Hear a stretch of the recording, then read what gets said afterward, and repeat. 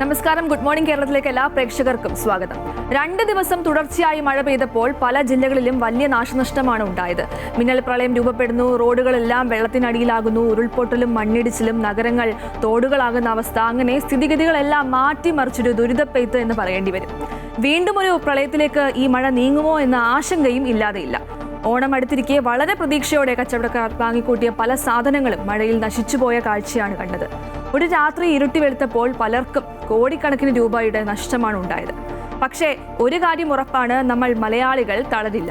2018 അതിജീവിച്ചു. ഇത്തവണയും പ്രതീക്ഷയോടെ നമ്മൾ ഒരുമിച്ച് മുന്നോട്ട് പോകും. അങ്ങനെ കൂടുതൽ മഴയുമായി ബന്ധപ്പെട്ട വാർത്തകളുള്ളൊരു ദിവസമാണിന്ന്. ആദ്യം നോക്കാം പ്രധാന വാർത്തകൾ.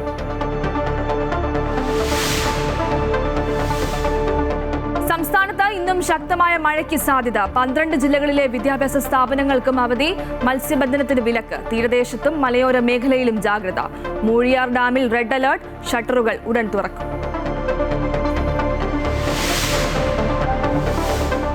2 ദിവസത്തെ ഇടവേളയ്ക്ക് ശേഷം പാർലമെന്റ് ഇന്ന് ചേരും. CJP സമരത്തിലെ പോലീസ് നടപടി, അയോധ്യ സംഭാവന ക്രമക്കേട് എന്നിവ ഉയർത്തി സഭ സ്തംഭിപ്പിക്കാൻ പ്രതിപക്ഷം. CJP സമരത്തിലെ സംഘർഷത്തിൽ സ്വതന്ത്ര അന്വേഷണം ആവശ്യപ്പെട്ടുള്ള ഹർജികൾ സുപ്രീം കോടതി ഇന്ന് വീണ്ടും പരിഗണിക്കും.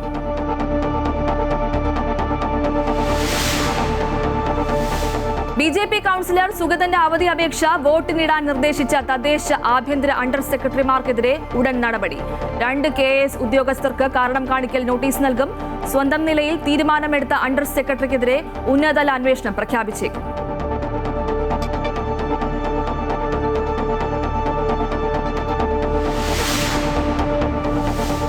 ഇറാനെതിരെ നടത്താനിരുന്ന ആക്രമണങ്ങൾ ഒഴിവാക്കിയെന്നും പുതിയ ചർച്ചകൾ ഇന്ന് ആരംഭിക്കുമെന്നും അമേരിക്കൻ പ്രസിഡന്റ് ഡൊണാൾഡ് ട്രംപ്. ആണവ വിഷയത്തിൽ കരാർ ഉണ്ടാക്കുമെന്നും ട്രംപ്. പ്രതികരിക്കാതെ ഇറാൻ.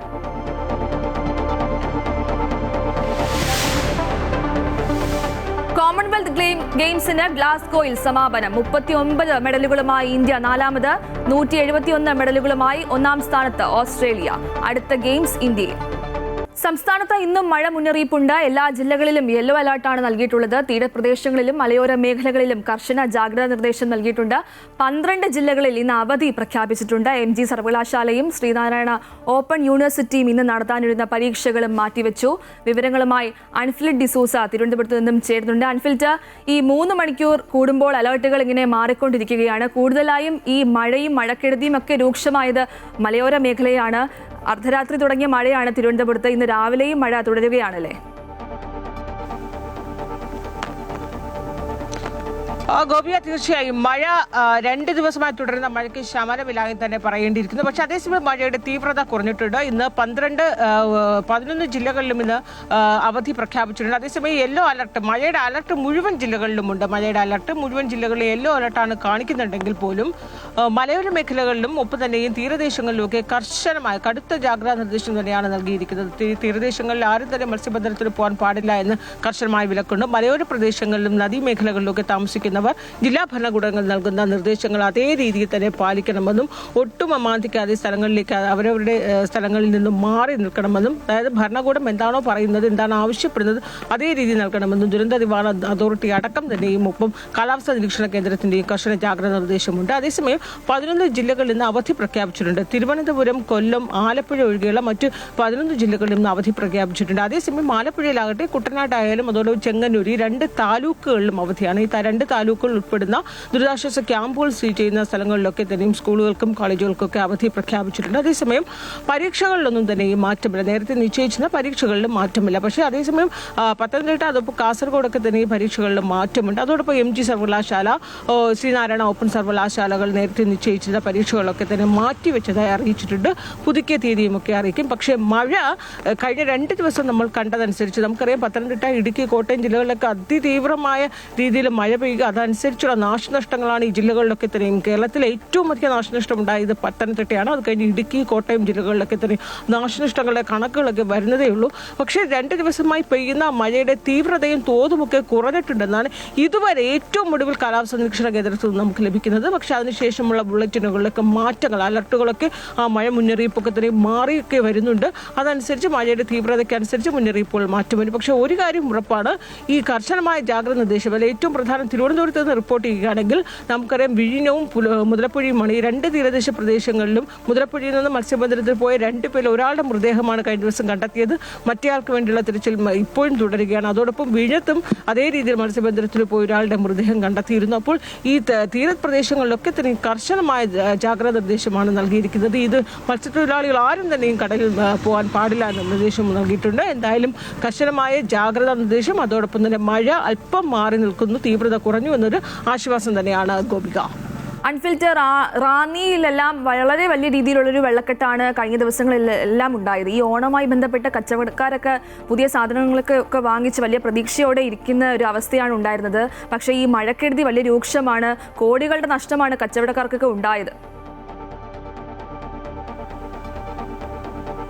ഉറപ്പാണ്. കാരണം ഞാൻ നേരത്തെ സൂചിപ്പിച്ചതുപോലെ തിരുവനന്തപുരത്ത് കേരളത്തിലെ സംസ്ഥാനത്ത് ഏറ്റവും കൂടുതൽ ശക്തമായ മഴയുണ്ടായിരുന്നു. അതനുസരിച്ച് ആ മഴയുടെ തീവ്രതയെ നാശനഷ്ടങ്ങൾ ഏറ്റവും കൂടുതൽ റിപ്പോർട്ട് ചെയ്തതും ഒരു ജില്ല ഏതെന്ന് ചോദിച്ചാൽ അത് പത്തനംതിട്ട തന്നെയാണ്. അതിൽ റാന്നി, ആറന്മുളയൊക്കെ തന്നെ വലിയ രീതിയിലുള്ള നാശനഷ്ടങ്ങളാണ് സംഭവിച്ചത്. നമ്മൾ കഴിഞ്ഞ ദിവസം വരെ റിപ്പോർട്ട് ചെയ്തത് ഒരു മാലിന്യ കൂമ്പാരം, അതായത് മഴയുടെ തീവ്രത മാറുന്നു, ആ മഴയുടെ ശേഷിപ്പ് എന്ന രീതിയിൽ മാലിന്യ കൂമ്പാരമായി റാന്നിയും ആറന്മുളയും ഒക്കെ മാറിയിരിക്കുകയാണ്. ഈ നഷ്ടങ്ങളെന്ന് പറയുന്നത് വ്യാപാരികൾ 500ഓളം കടകളിലാണ് പൂർണ്ണമായും ഭാഗ്യമായൊക്കെ കേടുപാടുകൾ സംഭവിച്ചത്. ചില കടകൾ, വീടുകളൊക്കെ പൂർണ്ണമായും തകർന്ന വീടുകൾ, വ്യാപാര സ്ഥാപനങ്ങളാണ് ഏറ്റവും അധികം ഇവിടെ ബാധിച്ചിരിക്കുന്നത്. കാരണം കച്ചവടക്കാർക്ക് ഓണമായത് കാരണം ഓണത്തിനായി ഒരുക്കി വെച്ചിരുന്ന ലക്ഷങ്ങളാണ് ഓരോ കച്ചവടക്കാർക്കും നഷ്ടപ്പെട്ടത്. അപ്പോൾ ലക്ഷങ്ങളുടെ ദുരിത കഥകളും ദുരിത കാഴ്ചകളും ഒക്കെ കഴിഞ്ഞ 2 ദിവസമായി, പ്രത്യേകിച്ച് ഇന്നലെയാണ് നമ്മൾ ഏറ്റവും കൂടുതൽ ഒരു തീവ്രത അനുഭവപ്പെട്ട് തീവ്രത നേരിട്ടറിയാനൊക്കെ കഴിഞ്ഞത് തന്നെ.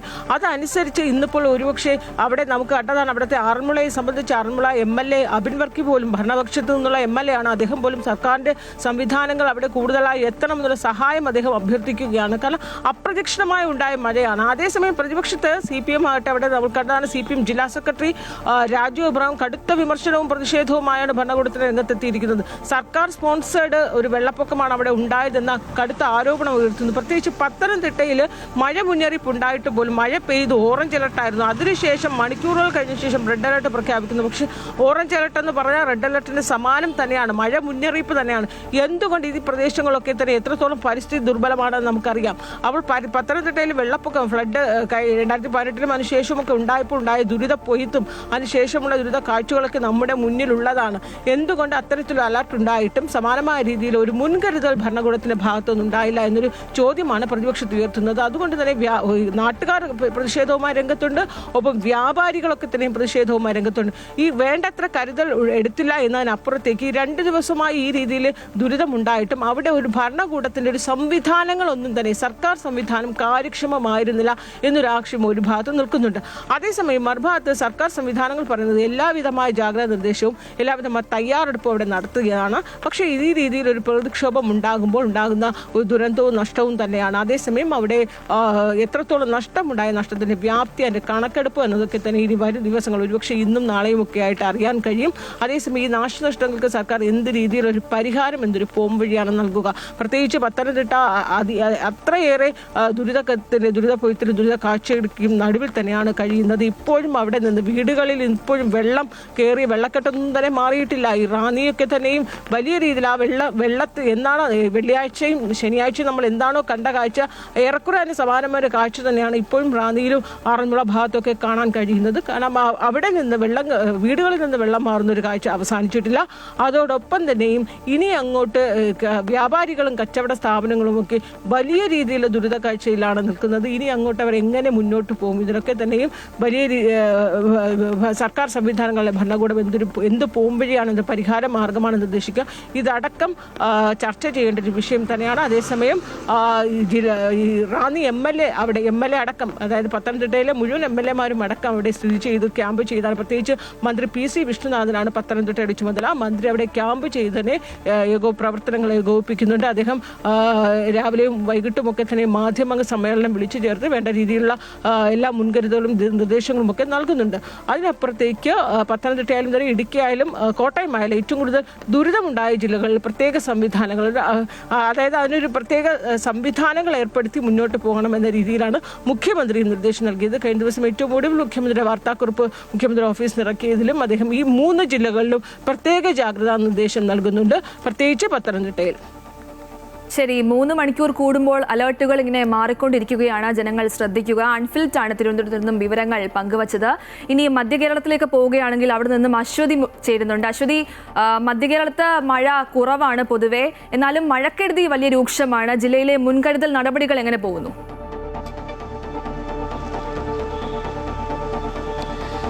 ഇന്ന് പ്രധാനമായിട്ടും എറണാകുളം ജില്ലയിലടക്കം അവധി പ്രഖ്യാപിച്ചിരിക്കുന്ന ഒരു സാഹചര്യമാണുള്ളത്. ഇന്നലെ രാത്രി ഏറെ വൈകിയാണ് എറണാകുളം ജില്ലയിൽ അവധി പ്രഖ്യാപിച്ച് വിദ്യാഭ്യാസ സ്ഥാപനങ്ങൾക്ക് അവധി പ്രഖ്യാപിച്ചിരിക്കുന്നത്. ഇന്ന് എറണാകുളത്ത് രാവിലെ മഴ ആരംഭിച്ചിരുന്നു, പിന്നീട് ആ മഴ കുറഞ്ഞു. അതായത് ഇടവിട്ടുള്ള ഒരു മഴയാണ് എറണാകുളത്ത് നമുക്ക് കാണാൻ സാധിക്കുന്നത്. ഏറ്റവും ഗുരുതരമായ പ്രശ്നമുണ്ടാകുന്നത് കിഴക്കൻ മേഖലകളിൽ തന്നെയാണ്, കോതമംഗലം ഉൾപ്പെടെയുള്ള പ്രദേശങ്ങളിലാണ്. പക്ഷേ ഇന്ന് പുലർച്ചെ അവിടെ വലിയ രീതിയിലുള്ള പ്രശ്നങ്ങൾ ഉണ്ടായിട്ടില്ല എന്നാണ് മനസ്സിലാകുന്നത്. മണ്ണിടിച്ചിൽ സാധ്യതയൊക്കെയുള്ള പ്രദേശമാണ്. മാത്രമല്ല അവിടെ പലപ്പോഴും ഗ്രാമമേഖലകളൊക്കെ ഒറ്റപ്പെട്ടു പോകാനായിട്ട്, പ്രത്യേകിച്ച് ആദിവാസി ഊരുകളൊക്കെ ഒറ്റപ്പെട്ടു പോകാനുള്ള സാധ്യതയുണ്ട്. കഴിഞ്ഞ ദിവസങ്ങളിലൊക്കെ അത് കണ്ടതാണ്. ഏറ്റവും ഒടുവിൽ വന്നിരിക്കുന്ന മുന്നറിയിപ്പ് അനുസരിച്ച് മൂവാറ്റുപുഴയാറിലും അതുപോലെ തന്നെ തൊടുപുഴയാറിലും ജലനിരപ്പ് വലിയ രീതിയിൽ ഉയർന്നിട്ടുണ്ട്. അതായത് അപകടനിലയ്ക്ക് മുകളിൽ ജലനിരപ്പ് വന്നിരിക്കുന്ന ഒരു സാഹചര്യമുണ്ട്. അതുകൊണ്ട് തന്നെ നദീതീരത്തുള്ള ആളുകൾ ജാഗ്രത പാലിക്കണം എന്നതാണ് ഏറ്റവും പ്രധാനപ്പെട്ട, ഏറ്റവും ഒടുവിൽ വന്നിരിക്കുന്ന ജാഗ്രതാ നിർദ്ദേശം. അതാണ് ഇന്നത്തെ ഏറ്റവും പ്രധാനപ്പെട്ട ഒരു ജാഗ്രതാ നിർദ്ദേശവും. കാരണം വെള്ളക്കെട്ടുകളും മറ്റു കാര്യങ്ങളും, വെള്ളപ്പൊക്കം ഉണ്ടാകാനുള്ള സാധ്യത വളരെ കൂടുതലാണ് ആ മേഖലകളിലൊക്കെ തന്നെ. പ്രത്യേകിച്ച് ഈ പെരിയാറിന്റെ തീരത്തേക്കുള്ള ആളുകൾ ജാഗ്രത പാലിക്കേണ്ട ഒരു സ്ഥിതിയുണ്ട്. എന്തായാലും ഇടവിട്ടുള്ള ഒരു മഴയാണ് ഇന്ന് നമുക്ക് ഇതുവരെ കാണാനായിട്ട് സാധിച്ചിട്ടുള്ളത്. ഈ മഴ കൂടും എന്നതാണ് നമ്മൾ പ്രതീക്ഷിക്കുന്നത്. അതിനനുസരിച്ചുള്ള മുൻകരുതലുകൾ ജനങ്ങൾ പാലിക്കണം എന്നും ജില്ലാ ഭരണകൂടത്തിൽ നിന്നും അതുപോലെ തന്നെ കാലാവസ്ഥാ നിരീക്ഷണ കേന്ദ്രത്തിൽ നിന്നടക്കം ഉള്ള ഇടങ്ങളിൽ നിന്ന് മുന്നറിയിപ്പ് നൽകിയിട്ടുണ്ട്. എന്തായാലും ഇന്ന് വിദ്യാഭ്യാസ സ്ഥാപനങ്ങൾക്ക് എല്ലാം തന്നെ അവധിയാണ്. ട്യൂഷൻ അടക്കമുള്ള കാര്യങ്ങൾ ഒന്നും തന്നെ പാടില്ല എന്നും ഇന്ന് ജില്ലാ കളക്ടർ ഇന്നലെ രാത്രി ഏറെ വൈകി പ്രഖ്യാപിച്ച അവധിയിൽ പറഞ്ഞിട്ടുണ്ട്. അശ്വതി, കോട്ടയത്ത് അതിശക്തമായ മഴ തുടരുകയാണ്. താഴ്ന്ന പ്രദേശങ്ങളിൽ, അതായത് ജില്ലയിലെ താഴ്ന്ന പ്രദേശങ്ങളെല്ലാം വെള്ളം കയറിയിട്ടുണ്ട്. അവിടെ ഈ ദുരിതാശ്വാസ ക്യാമ്പുകളുടെ പ്രവർത്തനം എങ്ങനെ പോകുന്നു?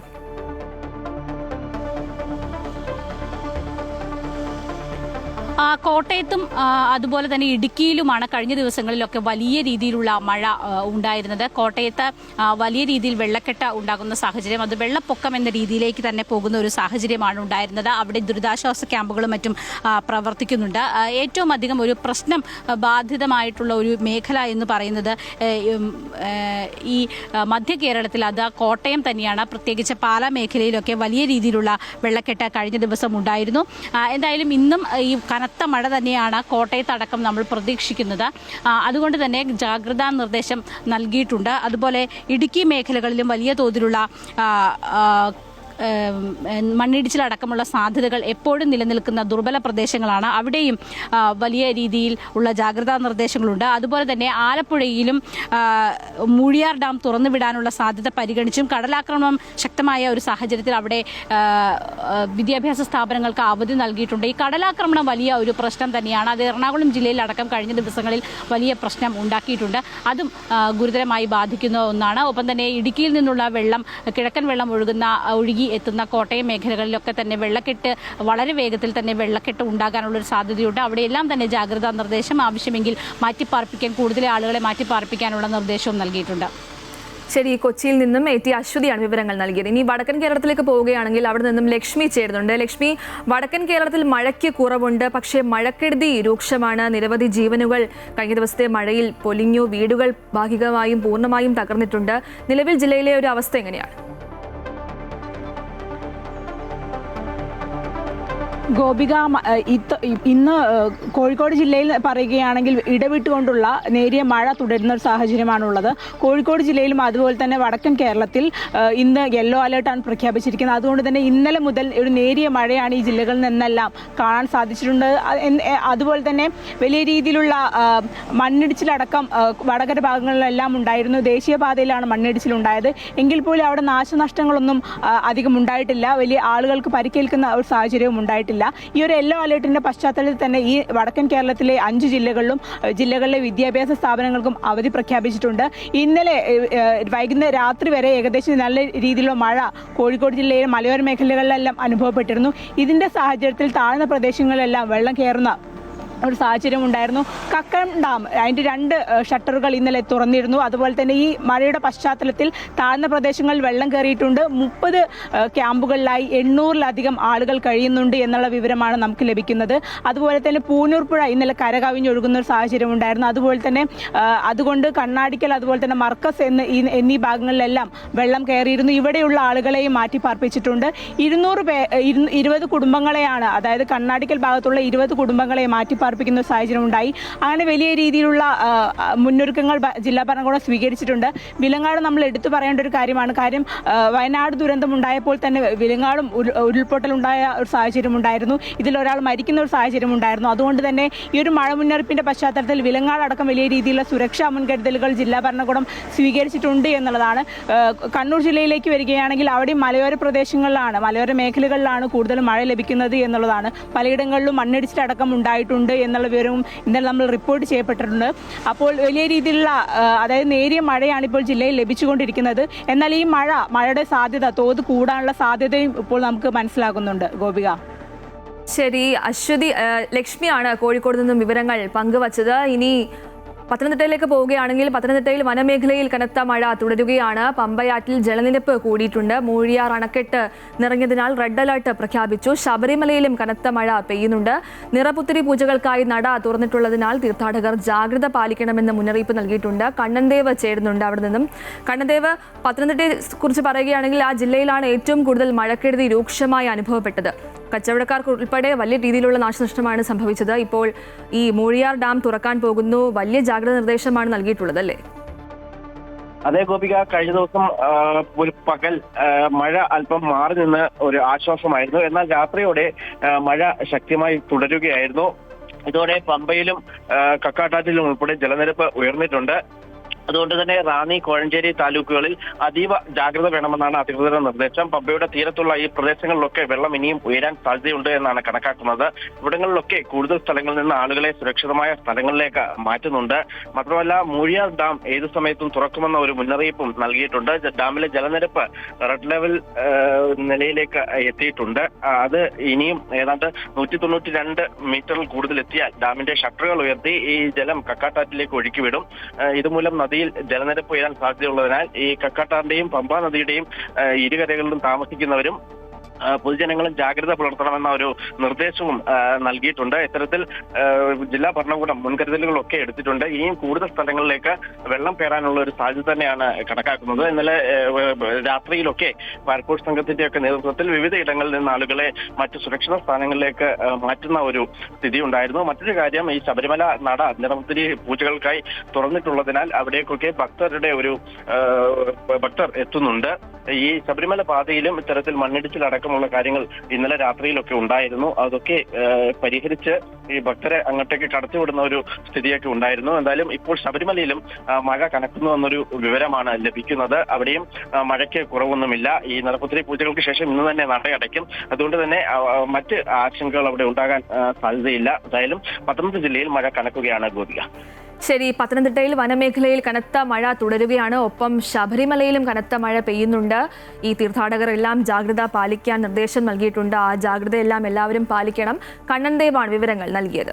ഇടുക്കിയിൽ ഇടവിട്ട് ശക്തമായ മഴ തുടരുകയാണ്. രാത്രി ജില്ലയിൽ പരക്കെ പെയ്ത മഴയിൽ പലയിടങ്ങളിലും മണ്ണിടിഞ്ഞിട്ടുണ്ട്. കട്ടപ്പന കുമളി സംസ്ഥാന പാതയിലും വണ്ണപ്പുറം ചേലച്ചുവട് പാതയിലും ഗതാഗതം ഭാഗികമാണ്. കൊച്ചി ധനുഷ്കോടി ദേശീയപാതയിൽ നേര്യമംഗലം മുതൽ അടിമാലി വരെയുള്ള ഭാഗത്തെ രാത്രി യാത്രയ്ക്ക് നിരോധനം ഏർപ്പെടുത്തിയിട്ടുണ്ട്. ജില്ലയിലെ മുഴുവൻ വിദ്യാഭ്യാസ സ്ഥാപനങ്ങൾക്കും ഇന്ന് അവധിയാണ്. കല്ലാർകുട്ടി, പാംബ്ല, കല്ലാർ, ഇരട്ടയാർ തുടങ്ങിയ ഡാമുകളിൽ ജലനിരപ്പ് ഉയർന്ന സാഹചര്യമാണ്. മറ്റ് അപകടങ്ങളൊന്നും റിപ്പോർട്ട് ചെയ്തിട്ടില്ല.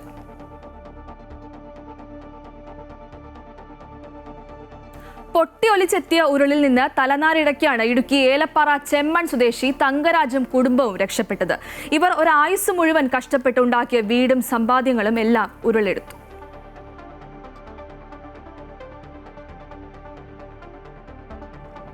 ഏലപ്പാറ ചെമ്മണ്ണു സ്വദേശി തങ്കരാജും ഭാര്യയും മകനും കുടുംബവും ഉൾപ്പെടെ 5 പേരാണ് വീട്ടിലുണ്ടായിരുന്നത്. പുലർച്ചെ 5 മണിയോടെ ശുചിമുറിയിൽ പോകാനാണ് തങ്കരാജ് പുറത്തേക്കിറങ്ങിയത്. കനത്ത മഴയിൽ വീടിന് പിന്നിലൂടെ മലവെള്ളവും മണ്ണും ഒഴുകിയെത്തുന്നതാണ് ഇദ്ദേഹം കണ്ടത്. ഉടൻ തന്നെ കുടുംബാംഗങ്ങളെ പുറത്തെത്തിച്ചു. ഇരച്ചെത്തിയ മലവെള്ളം തങ്കരാജിനെ കട്ടിലിനടിയിലേക്ക് തള്ളിമാറ്റി. മനോധൈര്യം വീണ്ടെടുത്ത തങ്കരാജ് കയ്യിൽ കിട്ടിയ മൊബൈൽ ഫോണിൽ നിന്നും അയൽവാസികളെ വിവരമറിയിച്ചു. ഇവരാണ് അരമണിക്കൂർ നീണ്ട ശ്രമത്തിനൊടുവിൽ തങ്കരാജിനെ രക്ഷിച്ചത്. ഒരു മൊബൈൽ ഫോണും ഉടുവസ്ത്രങ്ങളും മാത്രമാണ് ബാക്കി. ഒന്നുമില്ല, ഞങ്ങൾ ഇപ്പോഴിരിക്കുന്നതൊക്കെ ഇന്നലെ പോയിട്ട് ഓരോരുത്തർ വായിച്ചുകൊണ്ട് തന്ന ഞങ്ങളുടെ ജീവിതകാലം മുഴുവൻ ഞാനും എൻ്റെ മുന്നിൽ ഉണ്ടാക്കിയത് കംപ്ലീറ്റ് മണ്ണിൻ്റെ അടി കിടക്കും. ഒരു മൊബൈൽ ഫോണും ഞങ്ങൾ 6 പേരുടെ ജീവന് മാത്രം ഞങ്ങൾക്ക് തിരിച്ചു കിട്ടി. ഇനി എങ്ങനെ ജീവിതം മുമ്പോട്ട് പോകുമെന്ന് ഇവർക്കറിയില്ല. ഞങ്ങളുടെ പപ്പ ഇതുവരെ സമ്പാദിച്ചതും ഞാൻ സമ്പാദിച്ചതും എല്ലാം പോയി. 3 വണ്ടികളുണ്ടായിരുന്നു, അതുപോലെ എല്ലാം ഒന്നുമില്ല. കുട്ടികൾ ഞങ്ങൾക്ക് ജീവന് മാത്രം ഒരു കുഴപ്പമുണ്ടായില്ല. ദൈവം സഹായിച്ചു. മൊത്തം നഷ്ടപ്പെട്ടു, ഒന്നുമില്ലാതായി. മുമ്പോട്ടിനി എങ്ങനെയാണെന്ന് അറിയത്തില്ല. പെരുമഴയിൽ ജീവിതം നഷ്ടമായ ഒട്ടേറെ പേരാണ് ഇടുക്കിയിലുള്ളത്. സർക്കാർ സഹായം മാത്രമാണ് ഇനി ഇവരുടെ പ്രതീക്ഷ. അമൃത ന്യൂസ്, ഇടുക്കി. തീരങ്ങളിലും ഈ ആശങ്ക നിലനിൽക്കുകയാണ്. പ്രതീക്ഷയോടെ കടലിൽ ഇറങ്ങി, പക്ഷേ നിരാശയോടെ മടങ്ങിയെത്തുന്നു. ഇതാണ് സംസ്ഥാനത്തെ മത്സ്യബന്ധന തുറമുഖങ്ങളിലെ ഇപ്പോഴത്തെ കാഴ്ച. 52 ദിവസത്തെ ട്രോളിംഗ് നിരോധനത്തിന് ശേഷം സമൃദ്ധമായ മത്സ്യലഭ്യതയും മികച്ച വരുമാനവും പ്രതീക്ഷിച്ച് യന്ത്രവൽകൃത ബോട്ടുകൾ വീണ്ടും കടലിൽ ഇറങ്ങിയെങ്കിലും പ്രതികൂല കാലാവസ്ഥയും കടൽക്ഷോഭവും തിരിച്ചടിയായി. 52 ദിവസത്തെ ട്രോളിംഗ് നിരോധനത്തിന് വിരാമമായതോടെ വലിയ പ്രതീക്ഷകളോടെയാണ് യന്ത്രവൽകൃത മത്സ്യബന്ധന ബോട്ടുകൾ വീണ്ടും കടലിൽ ഇറങ്ങിയത്. എന്നാൽ പ്രതികൂല കാലാവസ്ഥയും കടൽക്ഷോഭവും മത്സ്യത്തൊഴിലാളികളുടെ പ്രതീക്ഷകൾക്ക് തിരിച്ചടിയായി. ട്രോളിംഗ് നിരോധന കാലത്ത് പരമ്പരാഗത മത്സ്യത്തൊഴിലാളികൾക്ക് മികച്ച മത്സ്യലഭ്യത ഉണ്ടായതോടെ യന്ത്രവൽകൃത ബോട്ടുകൾക്കും ഇത്തവണ സമൃദ്ധമായ മത്സ്യസമ്പത്ത് ലഭിക്കുമെന്ന പ്രതീക്ഷയിലായിരുന്നു മത്സ്യത്തൊഴിലാളികളും ബോട്ടുടമകളും. എന്നാൽ മത്സ്യത്തൊഴിലാളികളുടെ പ്രതീക്ഷകൾക്ക് കടലിലെ പ്രതികൂല സാഹചര്യങ്ങൾ തിരിച്ചടിയായി. സംസ്ഥാനത്തിന്റെ വിവിധ തീരമേഖലകളിൽ ശക്തമായ കാറ്റും മഴയും തുടരുന്നതിനൊപ്പം കടൽക്ഷോഭവും രൂക്ഷമാണ്.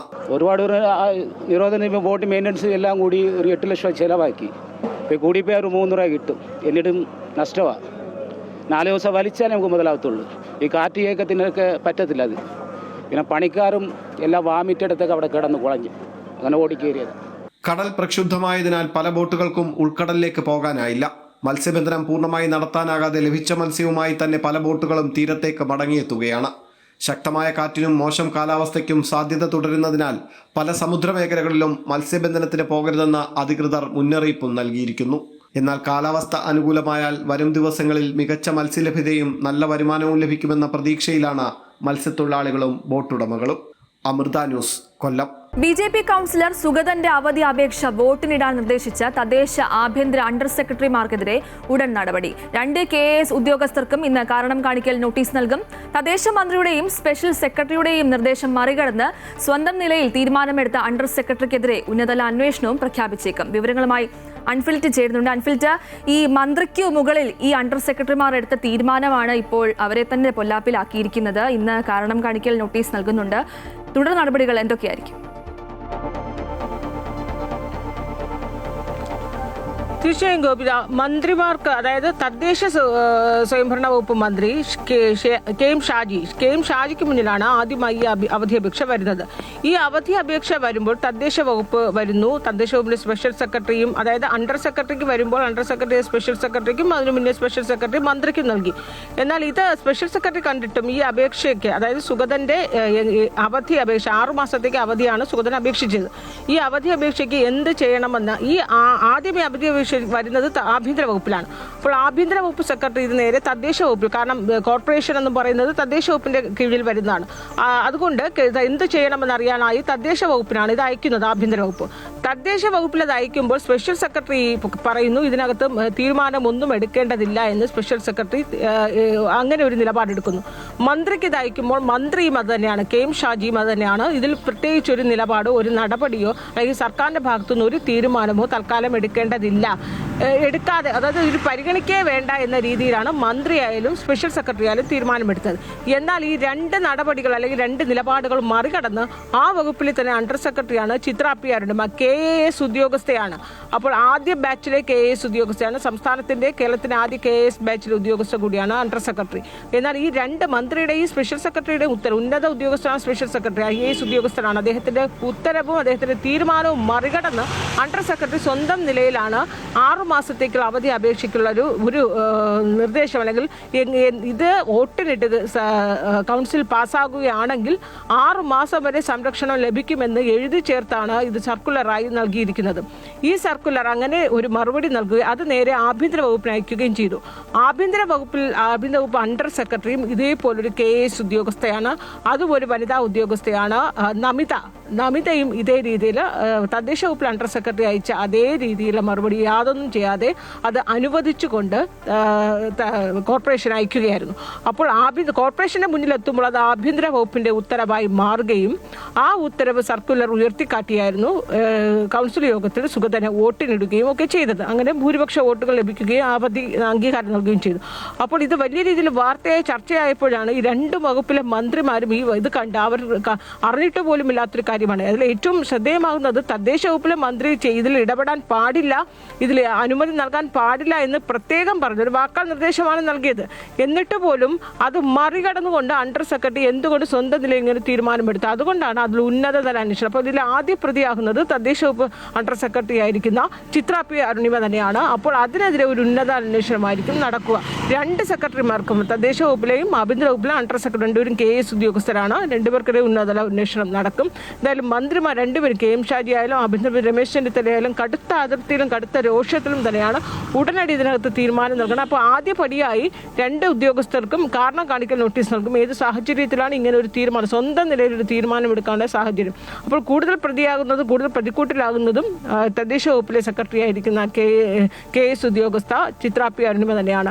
അതിനുശേഷം കാരണം അവർക്ക് നൽകിയ അതേ നിർദ്ദേശം ഉത്തരവ് ആഭ്യന്തര വകുപ്പ് അണ്ടർ സെക്രട്ടറി അതുപോലെ പാലിക്കുകയാണ് ചെയ്തത്. പക്ഷേ അപ്പോഴും ആഭ്യന്തര വകുപ്പ് അണ്ടർ സെക്രട്ടറി മുകളിലേക്ക് മന്ത്രിക്കോ ഒക്കെ തന്നെ ഇത് സംബന്ധിച്ചൊരു അറിയിപ്പ് പോലും നൽകിയിരുന്നില്ല എന്നതും എടുത്തു പറയേണ്ടത് ഗുരുതരമായ ഒരു വീഴ്ച തന്നെയാണ്. അപ്പോൾ ഇതിൽ എടുത്തു പറയുന്നത് പ്രതിപക്ഷം പറയുന്നത് ഈ 2 വകുപ്പിലും സെക്രട്ടറിമാർ ഇങ്ങനെ ഒരു കാര്യം നടത്തിയിട്ട് പോലും എന്താണ് യഥാർത്ഥത്തിൽ മന്ത്രിമാർ പോലും അറിഞ്ഞിട്ടില്ല. അപ്പോൾ മന്ത്രിമാർ സ്വന്തം വകുപ്പിൽ നടക്കുന്ന കാര്യങ്ങളൊന്നും അറിയുന്നില്ലേ എന്നൊരു വിഷയം ഉയർത്തിക്കാട്ടുന്നു. അതോടൊപ്പം തന്നെ മറ്റൊരു ചോദ്യം ഉയരുന്നത് ഇവർ ഇതൊന്നും അറിയുന്നില്ല എങ്കിൽ ഏറ്റവും പ്രധാനപ്പെട്ട ഒരു വിഷയമാണ്. ആ പ്രധാനപ്പെട്ട ഒരു വിഷയത്തിൽ ഇങ്ങനെ ഒരു ഇടപെടൽ നടത്തിയപ്പോൾ എന്തുകൊണ്ട് കൃത്യമായൊരു നടപടി വൈകുന്നു, അല്ലെങ്കിൽ കൃത്യമായൊരു നടപടി എന്തുകൊണ്ട് എടുക്കുന്നില്ല എന്നൊരു ചോദ്യം ഉയരുന്നു. അതേസമയം രാഷ്ട്രീയമായി ഇത് BJP കോൺഗ്രസ് ഡീൽ എന്ന ആരോപണമാണ് പ്രതിപക്ഷം സർക്കാരിനെതിരെ ആയുധമാക്കുന്നത്.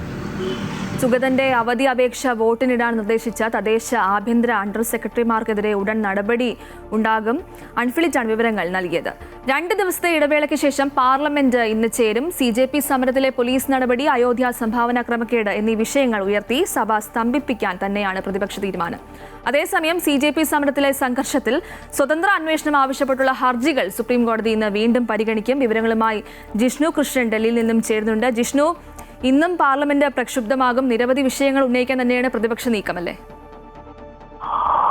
ഗോപിക, വർഷകാല സമ്മേളനത്തിൽ ഈ പൊതുപരീക്ഷാ നിയമ ഭേദഗതിയും അതിന്മേലുള്ള ചർച്ചയും അതിനപ്പുറത്തേക്ക് മറ്റൊരു ക്രിയാത്മകമായ ചർച്ചകൾക്കും വഴിവെക്കാതെ പ്രതിപക്ഷം ശക്തമായ പ്രതിഷേധമായിരുന്നു പാർലമെന്റിനകത്ത് ഉയർത്തിയത്. എല്ലാ ദിവസങ്ങളിലും സഭാ നടപടികൾ തുടർച്ചയായി തടസ്സപ്പെടുത്തിക്കൊണ്ട് അതിൽ ഏറ്റവും ഒടുവിൽ ഈ CJP സമരത്തിൽ പോലീസ് നടപടിയിൽ കേന്ദ്ര ആഭ്യന്തരമന്ത്രി അമിത്ഷാ നേരിട്ട് മറുപടി പറയണം, അത്തരത്തിലൊരു വിശദീകരണം നൽകിയില്ലെങ്കിൽ രാജിവെക്കാൻ തയ്യാറാകണമെന്ന ആവശ്യമുയർത്തിക്കൊണ്ടാണ് പ്രതിപക്ഷം പ്രതിഷേധം തുടരുന്നത്. സഭാ നടപടികൾ തുടർച്ചയായി തടസ്സപ്പെടുത്തിയിരുന്നു. ഇന്നും അതിന് സമാനമായി തന്നെ പാർലമെന്റിന് പുറത്തും അകത്തും ശക്തമായ പ്രതിഷേധം ഉയർത്തിക്കൊണ്ട് സഭ സ്തംഭിപ്പിക്കാൻ തന്നെയാണ് പ്രതിപക്ഷ നീക്കം എന്നാണ് നേതാക്കളുടെ പ്രതികരണത്തിൽ നിന്ന് മനസ്സിലാക്കേണ്ടത്.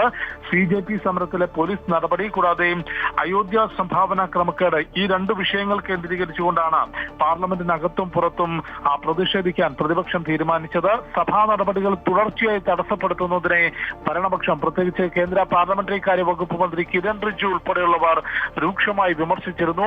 പ്രതിപക്ഷം അവസരത്തിനൊത്ത് ഗോളിപ്പോസ്റ്റ് മാറ്റിക്കൊണ്ട് സഭാ നടപടികൾ തടസ്സപ്പെടുത്തുകയാണ്. ഓരോ വിഷയങ്ങൾ ഉന്നയിക്കും, അതിന്മേൽ ചർച്ച നടത്തി പരിഹാരം കാണാൻ ശ്രമിക്കുമ്പോൾ മറ്റൊരു വിഷയം ഉയർത്തിക്കൊണ്ട് സഭ തടസ്സപ്പെടുത്തുകയാണ്. ഇത് ശരിയായ രീതിയല്ല എന്നുള്ളതായിരുന്നു സർക്കാരിന്റെ ഭാഗത്തു നിന്ന് ഉയർന്ന വിമർശനം. ഏതായാലും ഇന്നും സഭ പ്രക്ഷുബ്ധമാകാൻ തന്നെയാണ് സാധ്യത. നേരത്തെ സൂചിപ്പിച്ചതുപോലെ അയോധ്യ സംഭാവന ക്രമക്കേട്, ഒപ്പം CJP സമരത്തിലെ പോലീസ് നടപടി, ഇവ ഉയർത്തിക്കൊണ്ടായിരിക്കും സഭയിൽ പ്രതിഷേധിക്കാൻ പ്രതിപക്ഷം എത്തുന്നത്. ഒപ്പം ഈ CJP സമരത്തിലുണ്ടായ സംഘർഷത്തിൽ സ്വതന്ത്ര അന്വേഷണം ആവശ്യപ്പെട്ടുള്ള ഹർജികൾ ഇന്ന് സുപ്രീം കോടതി പരിഗണിക്കും. 2 തരത്തിലുള്ള ഹർജികളാണ് കോടതിക്ക് മുൻപിൽ ഉള്ളത്. ഒന്ന്, സമരക്കാർക്ക് നേരെ നടന്ന പോലീസ് നടപടി ചോദ്യം ചെയ്തുകൊണ്ടുള്ള ഹർജികൾ. മറ്റൊന്ന്, പോലീസുകാർക്ക് സുരക്ഷാ സേനയ്ക്ക് നേരെ ഉണ്ടായിട്ടുള്ള അക്രമങ്ങൾ ചൂണ്ടിക്കാട്ടിയിട്ടുള്ള ഹർജികൾ. ഈ 2 തരത്തിലുള്ള ഹർജിയും സുപ്രീം കോടതിക്ക് മുൻപിലുണ്ട്. നേരത്തെ ഈ കേസ് പരിഗണിക്കുമ്പോൾ ഈ വിഷയത്തിലൊരു സ്വതന്ത്ര അന്വേഷണം ആവശ്യമാണ് എന്ന നിരീക്ഷണം കോടതി നടത്തിയിരുന്നു. കൂടാതെ സമാധാനപരമായിട്ടുള്ള പ്രതിഷേധങ്ങൾ, സമരങ്ങൾ അത് ഭരണഘടന നൽകുന്ന ഉറപ്പാണ്. പക്ഷെ അത്തരം സമരങ്ങളിൽ സാമൂഹ്യ വിരുദ്ധ ഘടകങ്ങളുണ്ടെങ്കിൽ അത് പ്രത്യേകം നേരിടാമെന്നും ഈ കേസ് പരിഗണിക്കുന്ന ഘട്ടത്തിൽ മുൻപ് സുപ്രീം കോടതി വ്യക്തമാക്കിയിരുന്നു. ഗോപിക. ശരി, CJP സമരത്തിലെ പോലീസ് നടപടി, അയോധ്യ സംഭാവന ക്രമക്കേട് എന്നീ വിഷയങ്ങളെല്ലാം ഇന്ന് പ്രതിപക്ഷം സഭയിൽ ഉന്നയിക്കും. ജിഷ്ണുവാണ് വിവരങ്ങൾ നൽകിയത്. തൃശൂർ ഏങ്ങണ്ടിയൂർ ദേശീയപാതയിൽ വിള്ളലുകൾ രൂപപ്പെട്ടു. 5-ാം കല്ല് ഓവർബ്രിഡ്ജിന് സമീപമാണ് അപകടകരമായ രീതിയിൽ വിള്ളലുകൾ രൂപപ്പെട്ടത്. സംഭവത്തിൽ പ്രതിഷേധവുമായി നാട്ടുകാർ രംഗത്തെത്തി. നേരത്തെയും പ്രദേശത്ത് വിള്ളലുകൾ രൂപപ്പെട്ടിരുന്നു. ചേറ്റുവ ഭാഗത്തു നിന്നും വാടാനപ്പള്ളി ഭാഗത്തേക്ക് പോകുന്ന ദേശീയപാതയിലാണ് വിള്ളലുകൾ രൂപപ്പെട്ടിരിക്കുന്നത്. പഴയ വിള്ളലുകൾ ടാറൊഴിച്ചടച്ച രീതിയിലും സമീപത്ത് നീളത്തിൽ പുതിയ വിള്ളലുകൾ രൂപപ്പെട്ടതായും കാണാം. മഴ ശക്തമാകുമ്പോൾ മഴവെള്ളം ദേശീയപാതയിൽ രൂപപ്പെട്ടിട്ടുള്ള വിടവുകളിലൂടെ താഴേക്കൊലിച്ചിറങ്ങി റോഡിടിയാനും താഴെ സർവീസ് റോഡിലൂടെ കടന്നുപോകുന്ന വാഹനയാത്രക്കാർക്ക് അപകടം സംഭവിക്കാനും സാധ്യതയേറെയാണ്. മഴവെള്ളം ഒലിച്ചിറങ്ങി റോഡും ഏകദേശം 20 അടിയോളം ഉയരമുള്ള കോൺക്രീറ്റ് ഭാഗങ്ങളും ഇടിയാനും സാധ്യതയുണ്ട്. റോഡിലെ വിള്ളലുകൾ വലിയ ഭീഷണി ഉയർത്തുകയാണ്. ദേശീയപാത കരാർ കമ്പനി അധികൃതർ ആരും അറിയാതെ വിള്ളലുകൾക്കിടയിൽ ഏകദേശം 25 മീറ്ററോളം ടാർ ഒഴിച്ചടച്ച രീതിയിലാണ് നിലവിൽ കാണുന്നതെന്ന് നാട്ടുകാർ പറയുന്നു. ഈ ദേശീയപാത 66 ഏങ്ങണ്ടിയൂരിൽ 5-ാം കല്ലിൻ്റെ 8,000 ഇടയിൽ ദേശീയപാതയിൽ വിള്ളലുകളാണ് കാണുന്നത്. ഈ മഴവെള്ളം ഈ റോഡിലേക്ക് ഇറങ്ങിക്കഴിഞ്ഞാൽ ഏകദേശം ഒരു 10-20 അടി ഹൈറ്റിലാണ് ഈ പ്രദേശമുള്ളത്. ഈ ഭാഗത്ത് ഈ വെള്ളം ഇറങ്ങുമ്പോൾ ഈ റോഡ് തകരാനും സർവീസ് റോഡിലൂടെ പോകുന്ന വാഹനങ്ങൾക്ക് വലിയ രീതിയിലുള്ള അപകടം ഉണ്ടാവാനും സാധ്യതയേറെയാണ്. ദേശീയപാത കരാർ കമ്പനി ഇത് പരിശോധിച്ചിട്ടുണ്ടോ എന്നുള്ളത് സംശയമുണ്ട്. ഇവരിങ്ങനെ ഒരു വിള്ളൽ കണ്ടപ്പോൾ ഇതിൻ്റെ സമീപത്തുള്ള വലിയ വിള്ളലുകളിൽ ടാറിട്ട് അടച്ചതായി കാണുന്നുണ്ട്. സംഭവത്തിൽ പ്രതിഷേധവുമായി നാട്ടുകാർ രംഗത്തെത്തി. ദേശീയപാത അതോറിറ്റിയും റോഡ് സേഫ്റ്റി വിഭാഗവും അടിയന്തരമായി ഇടപെടണമെന്ന ആവശ്യം ശക്തമാവുകയാണ്. അമൃത ന്യൂസ്, തൃശൂർ. പന്തീരാങ്കാവ് ഒളവണ്ണ ടോൾ പ്ലാസയിലെ നിരക്ക് 3ാമതും വർദ്ധിപ്പിച്ചതോടെ പ്രതിസന്ധിയിലായി യാത്രക്കാർ. ടോൾ പ്ലാസയിലെ 20 കിലോമീറ്റർ പരിധിയിൽ രജിസ്റ്റർ ചെയ്ത വാഹനങ്ങളുടെ പ്രതിമാസ നിരക്കും ഇതോടൊപ്പം വർദ്ധിപ്പിച്ചിട്ടുണ്ട്. നിരക്ക് വർദ്ധിപ്പിക്കുമ്പോഴും ടോൾ പ്ലാസയിൽ ആവശ്യമായ സൗകര്യങ്ങൾ ഒരുക്കിയിട്ടില്ലെന്ന ആരോപണമാണ് യാത്രക്കാർ ഉന്നയിക്കുന്നത്. ടോൾ നിരക്കിനെതിരെ അടക്കം നിരവധി പ്രതിഷേധങ്ങൾ നടന്ന ഇടമാണ് ഒളവണ്ണ ടോൾ പ്ലാസ.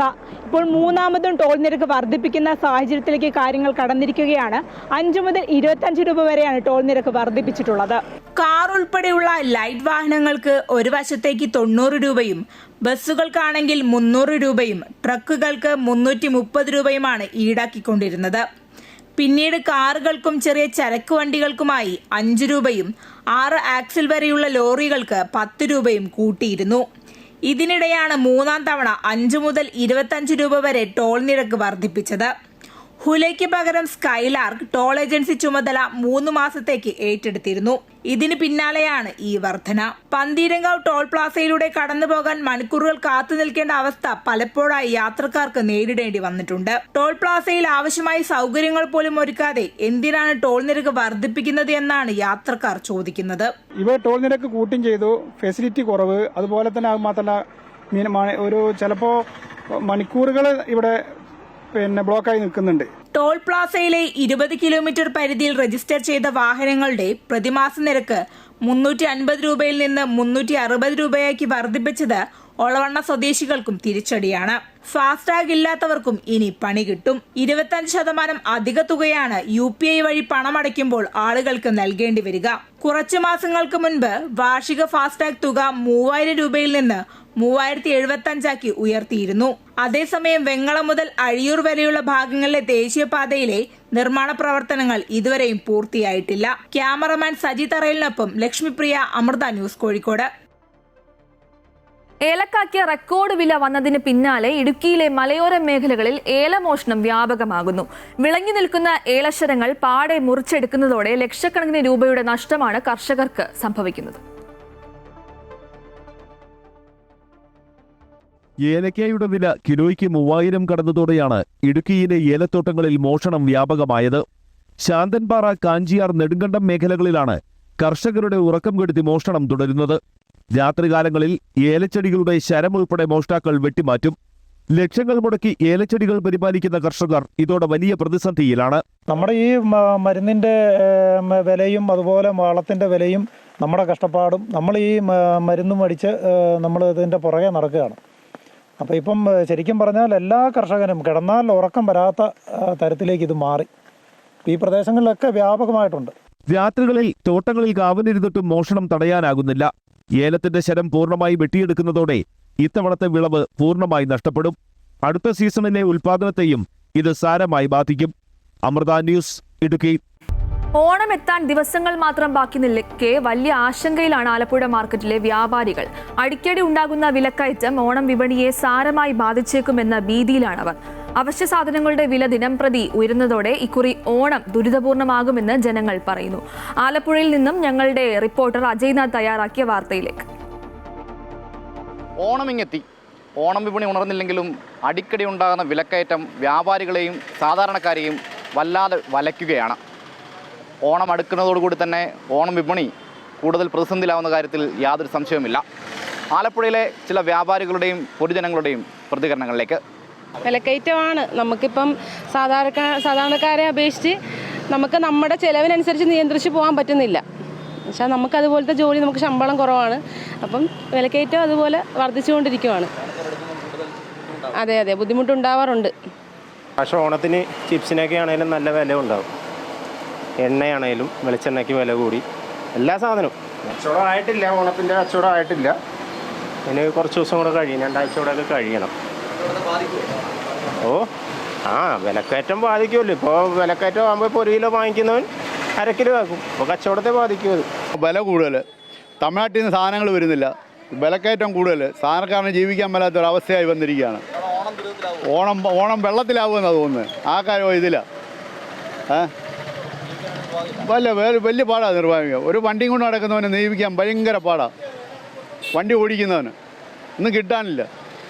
എല്ലാത്തിനും വില കയറിക്കൊണ്ടിരിക്കും. ഇപ്പോൾ സവാള വില കൂടിയിരിക്കണം, ഉള്ളി വില കൂടിയിരിക്കുകയാണ്. പെട്രോളിൻ്റെ വില വർധനമാണ് ഇതിന് കാരണമായിട്ടുള്ളത്. കാരണം വെച്ചാൽ ഇപ്പം നമുക്ക് ട്രാവലിങ്, അതായത് ഒരു മൂട്ട വില ഇറക്കുന്നതിന് ആദ്യം 80 രൂപയായിരുന്നു. ഇപ്പോൾ 100 രൂപയാണ്, 20 രൂപയാണ് മൂട്ടയ്ക്ക് ഇവർ കൂടുതൽ ചോദിച്ചിരിക്കുന്നത്.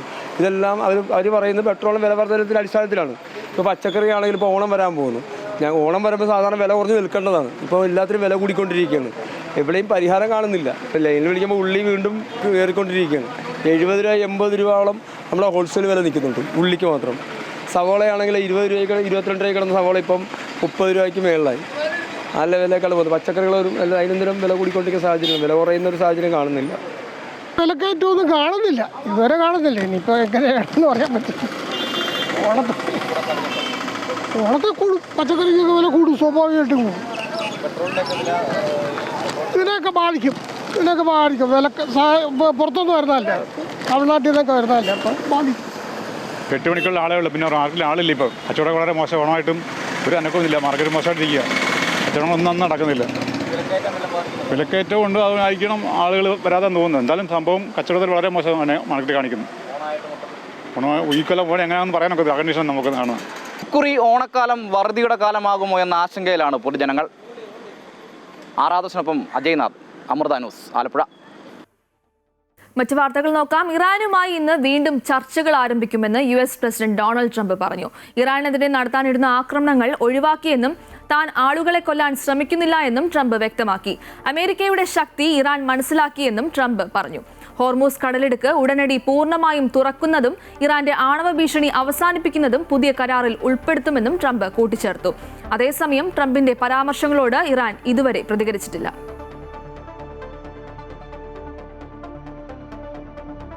ലഹരി ഉപയോഗം മാരകമായ ഒരു ക്യാൻസർ പോലെ യുവതലമുറയെയും കലാലയ അന്തരീക്ഷത്തെയും കാർന്നു തിന്നുകയാണ് എന്നും അതിനെതിരെ സമൂഹം ഒന്നടങ്കം മഹായുദ്ധം പ്രഖ്യാപിക്കേണ്ട സമയം അതിക്രമിച്ചിരിക്കുകയാണ് എന്നും സദ്ഗുരു ശ്രീ മാതാ അമൃതാനന്ദമയി ദേവി. പ്രധാനമന്ത്രി നരേന്ദ്രമോദിയുടെ വികസിത് ഭാരതത്തിന് ലഹരിമുക്ത യുവത്വം പ്രചാരണ പരിപാടിയിൽ പങ്കെടുത്ത അനുഗ്രഹ പ്രഭാഷണം നടത്തിയ അമ്മ മൂല്യബോധവും ആത്മീയതയും ഉയർത്തിപ്പിടിച്ചാൽ മാത്രമേ യുവതലമുറയെ ലഹരിയുടെ പിടിയിൽ നിന്ന് രക്ഷിക്കാനാകൂ എന്നും പറഞ്ഞു. അമൃതപുരിയിൽ നിന്ന് നടന്ന ചടങ്ങിൽ ലഹരി വിരുദ്ധ സന്ദേശവുമായി നൂറുകണക്കിന് വിദ്യാർത്ഥികളും സന്യാസി സമൂഹവും അണിനിരന്നു. ലഹരി ഉപയോഗം ദിനംപ്രതി വർദ്ധിച്ചുകൊണ്ടിരിക്കുന്നത് ഞെട്ടിക്കുന്ന യാഥാർത്ഥ്യമാണെന്ന് സദ്ഗുരു ശ്രീ മാതാ അമൃതാനന്ദമയി ദേവി പറഞ്ഞു. മാരകമായ ഒരു ക്യാൻസർ പോലെ അത് കലാലയാന്തരീക്ഷത്തെയും യുവതലമുറയെയും നാശത്തിലേക്ക് നയിക്കുകയാണെന്നും ഇതിനെതിരെ സമൂഹം ഒന്നടങ്കം മഹായുദ്ധം പ്രഖ്യാപിക്കേണ്ട സമയം അതിക്രമിച്ചിരിക്കുകയാണെന്നും അമ്മ പറഞ്ഞു. പ്രധാനമന്ത്രി നരേന്ദ്രമോദി ദേശീയ തലത്തിൽ ആരംഭിച്ച നശാമുക്ത് ഭാരത് പ്രചാരണത്തെ ഓരോ പൗരനും സ്വന്തം ഉത്തരവാദിത്തമായി ഏറ്റെടുക്കണമെന്നും അമ്മ ആഹ്വാനം ചെയ്തു. അല്ലാത്ത പക്ഷം ഒരു തലമുറയുടെ നാശത്തിന് സമൂഹം മുഴുവൻ ഉത്തരവാദികളാകേണ്ടി വരുമെന്നും അമ്മ മുന്നറിയിപ്പ് നൽകി. ലഹരി സമൂഹത്തിൽ ഒരു വിപുലമായ പ്രശ്നമായും നമ്മൾ നിസ്സാരമായി കാണാതെ ഗൗരവമായി തന്നെ പോകണമെന്നാണ് അമ്മയ്ക്ക് തോന്നുന്നത്. മൂല്യം നമ്മൾ മറന്നു, വീട്ടുകാരുടെ മൂല്യം മറന്നു, സമൂഹത്തിലുള്ള കടപ്പാട് മറന്നു, നമ്മയും മറന്നു. ഇതിനൊരു ജനാസന്ധനെ സൃഷ്ടിക്കുകയാണ്.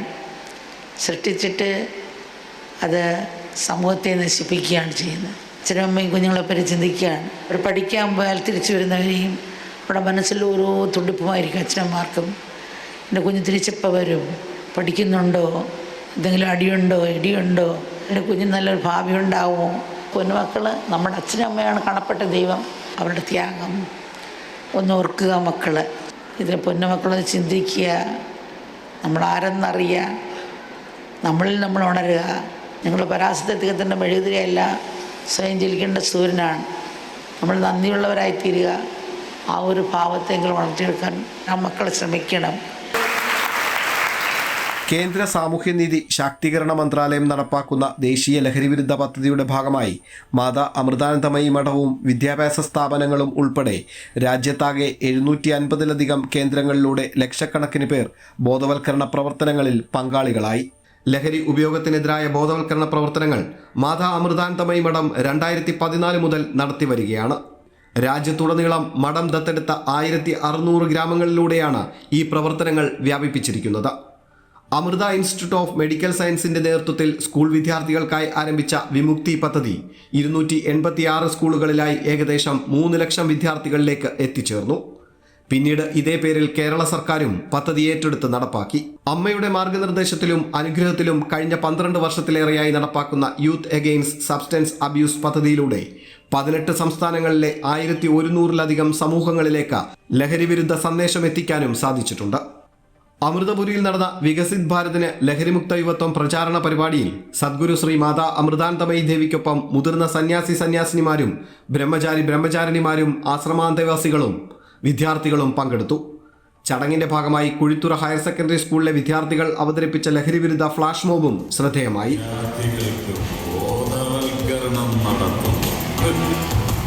എന്നിട്ടോ എന്നെ ഉപയോഗിക്കുന്നവർ കൂടി വരുന്നു.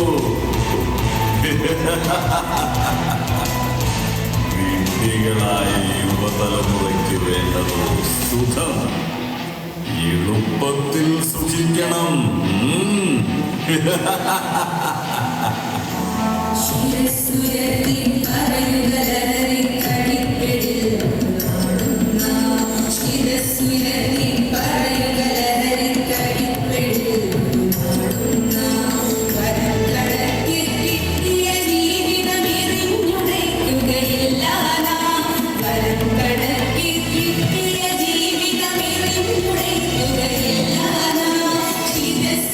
അമൃത ന്യൂസ്, കൊല്ലം. തൃശൂർ ചാലക്കുടി വ്യാസ വിദ്യാനികേതൻ സ്കൂളിലെ കർക്കടക ഫുഡ് ഫെസ്റ്റ് ശ്രദ്ധേയമായി. വൈവിധ്യവും സ്വാദിഷ്ടവുമായ നാടൻ വിഭവങ്ങൾ ഉൾപ്പെടുത്തിയുള്ള വേറിട്ട രുചികൾ കുട്ടികൾക്കും കൗതുകമായി. വിവിധ ഇനം ഇലകളും കായ്കളും ഉൾപ്പെടുത്തി 300ഓളം വ്യത്യസ്ത വിഭവങ്ങളാണ് തയ്യാറാക്കിയത്. ഫാസ്റ്റ് ഫുഡിന്റെയും ജങ്ക് ഫുഡിന്റെയും കാലത്ത് പണ്ട് നാട്ടിൻപുറങ്ങളിൽ സുലഭമായി ലഭിച്ചിരുന്ന തനി നാടൻ വിഭവങ്ങൾ കൊണ്ടുണ്ടാക്കിയ 300ഓളം സ്വാദിഷ്ടമായ ഭക്ഷണങ്ങൾ ഫുഡ് ഫെസ്റ്റിവലിൽ വേറിട്ട കാഴ്ചയൊരുക്കി. വ്യാസ വിദ്യാനികേതൻ സെൻട്രൽ സ്കൂളിലെ മാതൃസമിതി അംഗങ്ങളുടെ നേതൃത്വത്തിലാണ് കർക്കിടക ഫുഡ് ഫെസ്റ്റ് നടത്തിയത്. പുതുതലമുറയ്ക്ക് പരിചിതമല്ലാത്ത പഴയകാല രുചി വിഭവങ്ങളാണ് മാതൃസമിതി അംഗങ്ങൾ ഒരുക്കിയത്. നാട്ടിൻപുറങ്ങളിൽ ലഭിക്കുന്ന പലതരം ഇലകളും കായ്കളുമെല്ലാം വിഭവങ്ങളായി മാറുകയായിരുന്നു.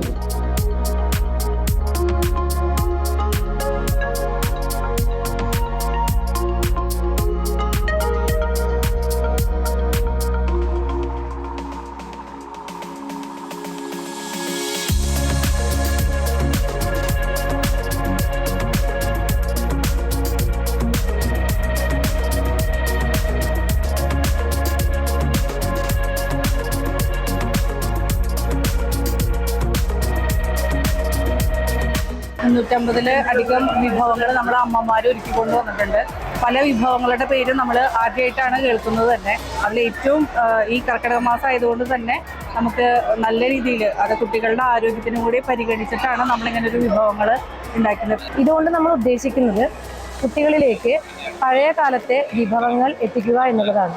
രാമയ്യൻ, ആശാളി ലഡു, മിക്സഡ് വെജിറ്റബിൾ അച്ചാർ, ഉലുവപ്പായസം, പത്തിലത്തോരൻ, ചെമ്പരത്തി ജ്യൂസ്, ചെറുപയർ പായസം, ചെങ്ങലം പരണ്ട ചമ്മന്തി, മുക്കുറ്റി ലേഹ്യം, തഴുതാമ ഇലത്തോരൻ, വാഴക്കൂമ്പ് ബജ്ജി, മുക്കുറ്റി ചമ്മന്തി തുടങ്ങി ഏകദേശം 300ഓളം വ്യത്യസ്ത ഭക്ഷണങ്ങൾ ഫെസ്റ്റിവലിലുണ്ടായിരുന്നു. നാട്ടിൽ സുലഭമായി കിട്ടുന്ന ഔഷധ ഗുണമുള്ള പല വസ്തുക്കളും ഉപയോഗിച്ച് ഭക്ഷണം ഉണ്ടാക്കിയതിനാൽ പുതുതലമുറയ്ക്ക് അന്യം നിന്ന് പോയ ഭക്ഷണശീലങ്ങളെക്കുറിച്ച് അറിവ് പകർന്നു നൽകുന്ന ഒരു വേദിയായി ഫെസ്റ്റിവൽ മാറി. Chalakudy agronomic research station professor doctor Mini Abraham fest ഉദ്ഘാടനം ചെയ്തു. മാതൃസമിതി പ്രസിഡന്റ് ശ്രുതി ഷൈനോ അധ്യക്ഷത വഹിച്ചു. ഭാരതീയ വിദ്യാനികേതൻ മാതൃഭാരതി സംസ്ഥാന സെക്രട്ടറി സൗമ്യ സുരേഷ് സന്ദേശം നൽകി. അമൃത ന്യൂസ്, തൃശൂർ.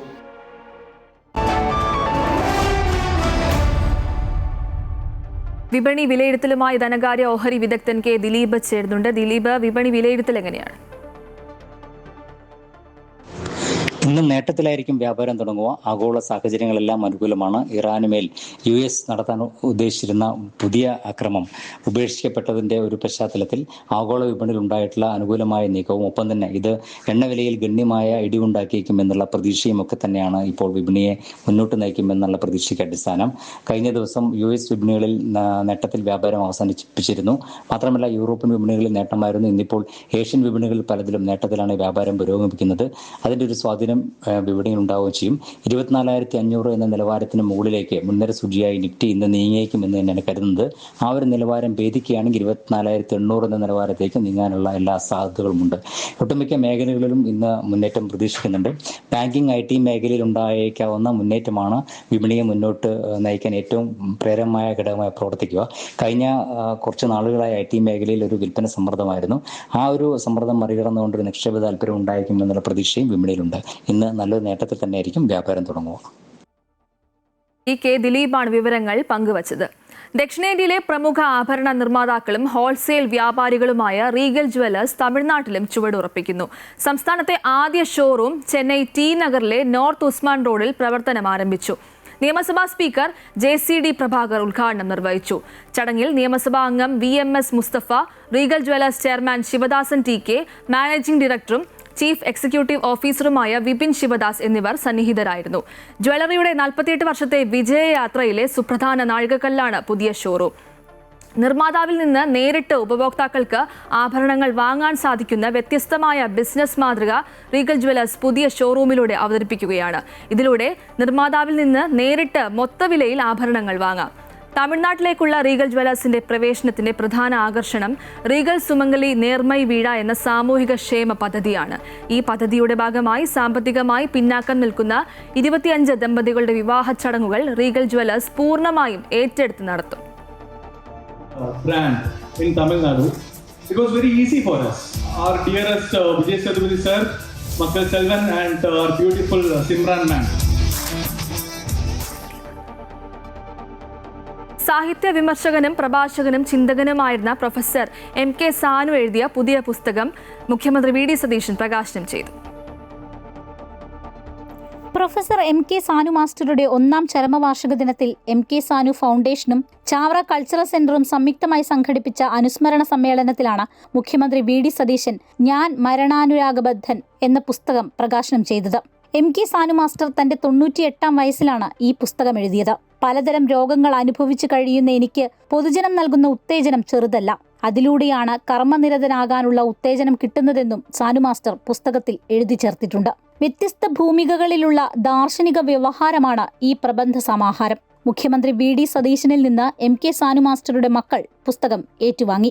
സാനു മാഷയെ കുറിച്ച് എത്ര സംസാരിച്ചാലും നമുക്ക് മതിവരാത്ത നമ്മൾ പറയല്ലേ ഇൻ സെർച്ച് ഓഫ് നോളജ്, അറിവ് തേടിയുള്ള നമ്മുടെ നിരന്തരമായ യാത്രയാണ് ജീവിതം എന്ന് തിരിച്ചറിഞ്ഞ ഒരാളായിരുന്നു സാനു മാഷ്. എനിക്ക് ഇതിനേക്കാൾ വലിയ ഭാഗ്യം വേറെ ഞാൻ നിറകണ്ണുകളോടെയാണ് ഞാൻ ഈ പുസ്തകം പ്രകാശനം ചെയ്യുന്നത്. പ്രമുഖ ചലച്ചിത്ര സംവിധായകൻ Shaji N Karun professor MK സാനുവിന്റെ ജീവിതത്തെ ആസ്പദമാക്കി ഒരുക്കിയ ഡോക്യുമെന്ററി ചടങ്ങിൽ പ്രദർശിപ്പിച്ചു. Professor M. തോമസ് മാത്യു അധ്യക്ഷത വഹിച്ച ചടങ്ങിൽ രാഷ്ട്രീയ, സാംസ്കാരിക, സാഹിത്യ രംഗത്തെ പ്രമുഖർ പങ്കെടുത്തു. അമൃത ന്യൂസ്, കൊച്ചി.